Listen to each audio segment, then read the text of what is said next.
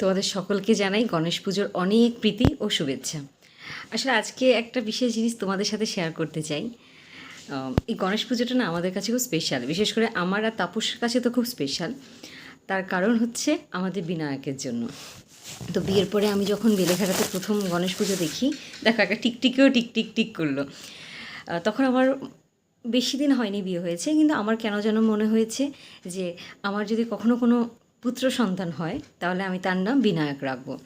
আর coincidentally এর পরের মাসে বা তার আশেপাশে আমি কনসিভ করি। তো আমরা মনে মনে সেই অনাগত বেবিটার একটা নাম রেখেছিলাম যে ওর নাম তো বিনায়ক রাখবো।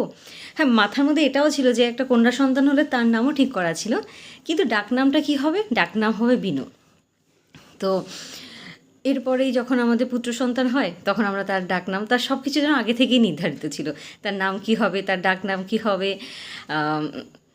এই জন্য আমার কাছে অন্তত মনে হয় যে সেদিন পার্টিকুলারলি, এটা আমারই ধারণা, ধরো বেলেঘাটার উপর দিয়ে সেদিন গণেশ ঠাকুর যাচ্ছিলেন আর বেশ সবাইকে আশীর্বাদ করতে করতে যাচ্ছিলেন, সবার মনে যে যা চেয়েছে সেদিন সব পাওয়া গেছে।